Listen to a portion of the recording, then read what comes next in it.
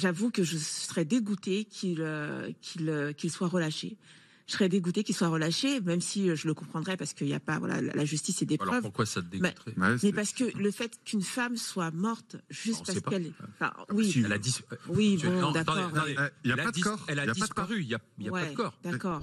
Le procès de Cédric Jubilard, ça a été 4 semaines d'audience. Hier, ça a été 5h30 de plaidoirie pour les 2 avocats de la défense. Après le réquisitoire, on a demandé 30 ans de réclusion contre Cédric Jubilard. Et là, aujourd'hui, c'est le verdict qui va être rendu par les jurés de la cour d'assises du Tarn. Oui, c'est un jury populaire, alors assisté de magistrats qui doivent se prononcer sur la culpabilité ou non de Cédric Jubilard. Après un mois de procès où la vérité judiciaire n'a pas éclaté, on va dire, puisque ni Cédric Jubilard clame toujours son innocence, il n'a pas avoué son crime, si crime il y a eu lieu, enfin on ne sait pas. Néanmoins, on a vu quand même un Cédric Jubilard qui était acculé parce que il y a des faisceaux d'indices, parce qu'il y a beaucoup de choses qui se sont passées cette nuit-là que lui-même n'arrive pas à expliquer. Il risque 30 ans de prison, c'est en tout cas ce qu'ont demandé les 2 avocats généraux, parce qu'ils étaient 2. Les avocats de la défense ont plaidé 5h30 hier pour demander l'acquittement de leurs clients. Vous n'avez pas suivi forcément le procès jour après jour, mais tout le monde a une idée sur cette affaire Jubilard. Ça passionne les gens. T'en penses quoi, Antoine? Moi, je dis souvent ici que je veux une justice plus ferme. Jubilard, il m'apparaît parfaitement antipathique dans son attitude. Ce qu'il aurait fait, ce qu'on lui reproche, serait horrible. Mais quand tu regardes le procès, il n'y a pas de corps, il n'y a pas d'armes, il n'y a pas de scène de crime. Il n'y a pas d'ADN, malgré 450 000 euros d'analyse. L'ADN d'un mari, c'est... si, on retrouve son ADN, mais c'est le mari... Il n'y a pas de preuves qui puissent l'accabler. Il n'y a que des indices, dits faisceaux d'indices, dits indices circonstanciels. Ils étaient dans une relation tendue de couple, ils allaient divorcer. Il a beaucoup changé ses déclarations.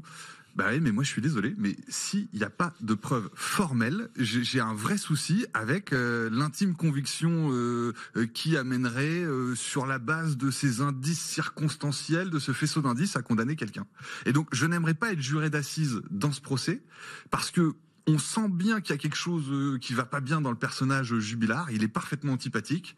Mais c'est pas sa sympathie ou son antipathie qu'on juge. C'est bien ce que je te dis. C'est d'ailleurs au plan des faits d'une de ses avocates. Exactement. Et au plan des faits, il y a rien. Tu n'as pas de faits matériels. Eh ben, bon courage aux jurés. Et j'aimerais pas être à leur place parce qu'il va falloir juger de la vie d'un homme, le condamner éventuellement à 30 ans sur des faits inexistants. Il a déjà fait 4 ans et demi de prison. Il y a 6 jurés, 4 hommes, 2 femmes, 3 magistrats. Ils vont aller dans un lieu secret. Ils vont reprendre l'ensemble des éléments qui ont été évoqués durant le procès. Ils vont en débattre. Ils vont dire s'ils sont convaincus ou pas. Et ensuite, c'est la présidente du tribunal qui va leur demander de se prononcer. Il suffit que 3 jurés plaident l'acquittement pour qu'ils soient acquittés. Joël. Non, mais je rejoins Antoine sur les preuves. Effectivement, il n'y a pas de preuves irréfutables. On n'a rien. Il n'y a rien à part effectivement des faisceaux d'indices, voilà, la personnalité d'un mec qu'on n'aime pas. Enfin, néanmoins, enfin moi j'avoue que je serais dégoûtée qu'il soit relâché. Je serais dégoûtée qu'il soit relâché, même si je le comprendrais parce qu'il n'y a pas, voilà, la justice et des preuves. Alors pourquoi ça te dégoûterait?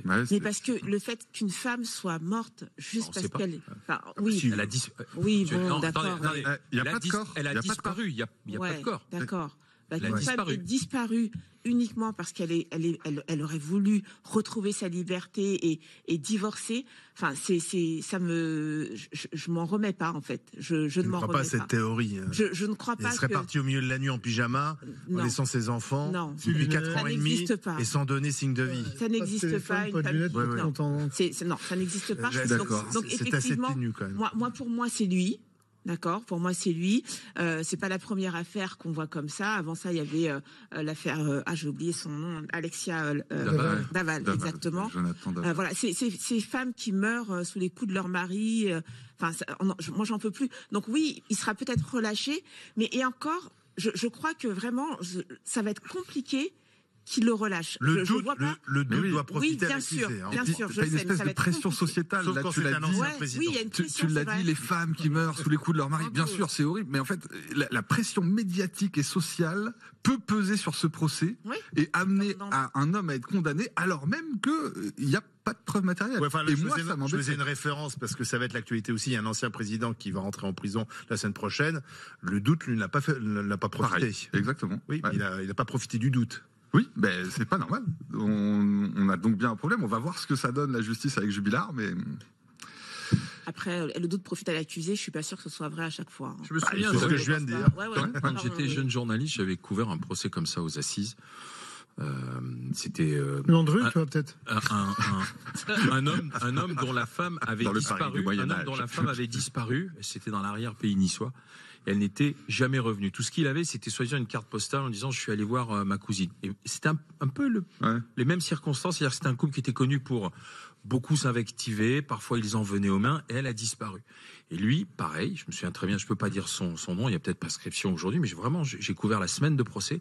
Et à la fin, tu sais, c'est le président qui se tourne vers l'accusé en lui disant avant que le verdict ne soit prononcé, est-ce que vous avez quelque chose à dire? Il s'était levé.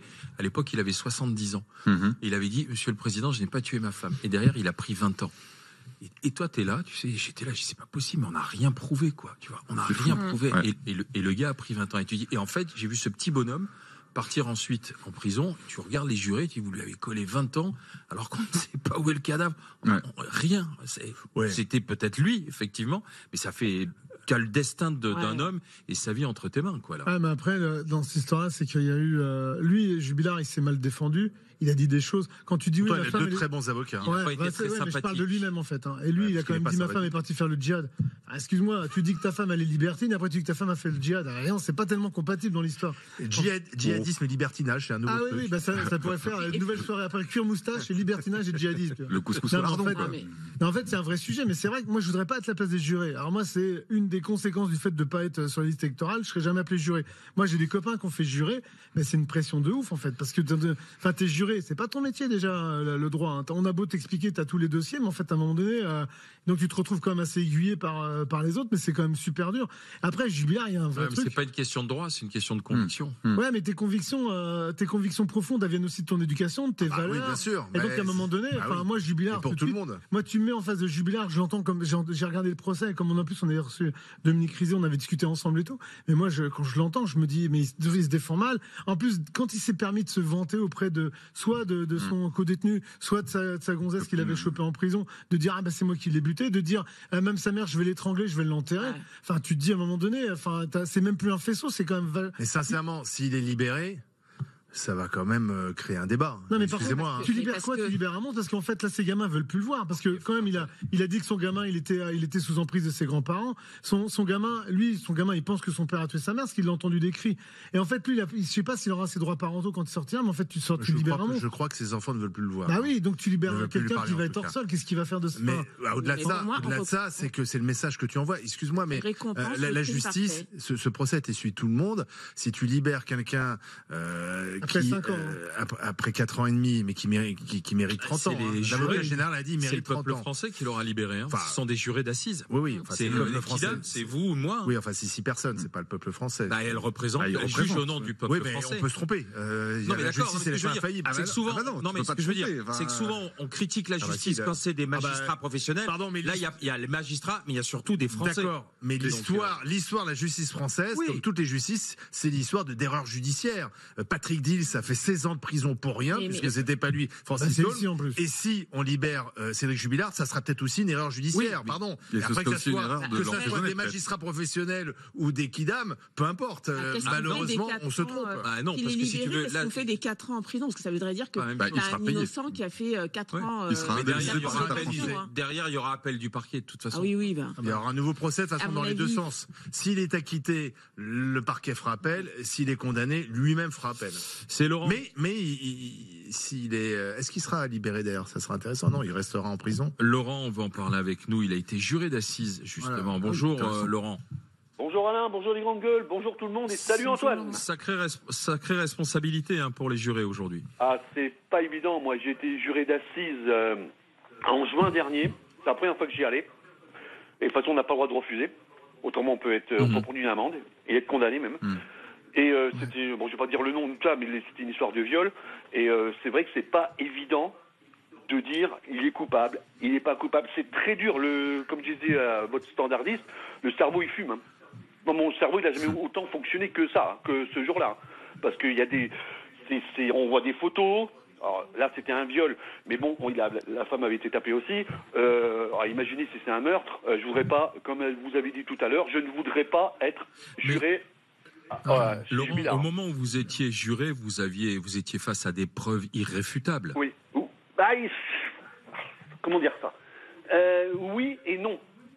Oui et non, parce que quand on est juré, bon, il y a plein de témoins qui viennent, il y a aussi les enquêteurs et les enquêtrices. Là, c'était des enquêtrices. Et c'est vrai qu'elle disait des choses que nous, on voyait pas c'était pas de la même chose, vous savez, sur les auditions. Ouais. Donc, on peut se poser des questions.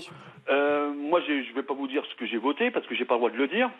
Mais c'est difficile, parce qu'il y a du public, il y a les jurés, il y a les juges, il y a le procureur. C'est très compliqué de juger un homme ou une femme. C'est très compliqué, je peux vous le dire. Moi, personnellement, je ne voulais pas y retourner. Je vous le dis franchement. Parce que j'en ai pas, ça a duré une semaine, je dormais à peine la nuit. Hein. Ouais, moi, j'avais une question à poser à quelqu'un qui a été juré d'assises. C'est le magistrat professionnel. Est-ce qu'il intervient beaucoup dans votre prise de décision? Est-ce qu'il vous oriente ou au contraire, il se soumet réellement à la décision du jury? Non, il écoute les jurys. D'accord. Il n'y a pas d'influence du magistrat professionnel? Alors, normal, là, j'ai pas le droit de trop en parler parce que c'est secret. Ah. Libération. Il nous reflète tout ce qu'on a vu pendant la semaine, et après, on est avec lui, et il va pas nous orienter. Il va pas nous orienter comme certaines personnes pensent que la justice est orientée par tel truc. Non, il nous oriente pas. On est entre nous. Je peux vous dire, moi, ça a duré 7 heures pour le délibérer. Parce qu'il y en avait qui n'étaient pas d'accord. Et on ne sait pas qui vote pour qui. Hein.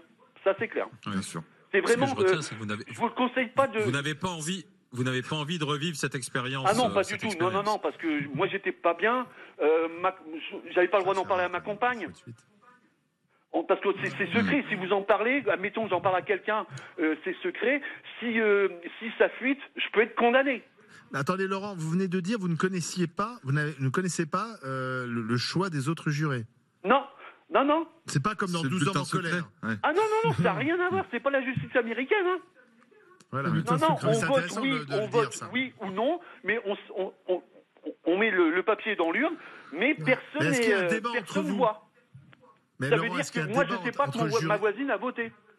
J'ai compris, mais est-ce qu'il y a un débat entre membres du jury? jury? On parle beaucoup, oui. Voilà. Est-ce que vous essayez de vous convaincre les uns des autres? Oui, ça peut arriver, oui. Oui. Mais, voilà. Est-ce que le magistrat influence?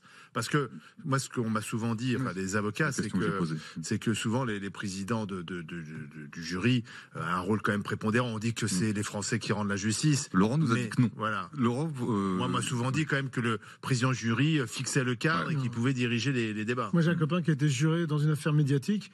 Et en fait, bon, après, c'était clair, parce que bon, la culpabilité est quand même assez évidente. Mais en fait, non, c'est exactement ce qu'il vient de dire. En fait, le mec, il te dit ce qu'il t'a entendu. Et après, toi, tu parles avec les autres. Et après, quand tu votes, c'est un bulletin secret. Donc, en fait, chacun, voilà, ça avait été 6 pour la condamnation. Mais par contre, il y a une vraie pression. Lui, il me disait, tu rentres chez toi, t'as pas envie de parler. Il avait des gamins. Enfin, toute la journée, t'as entendu des trucs dégueulasses. Tu rentres chez toi le soir, faut que tu prennes tes gamins dans les bras.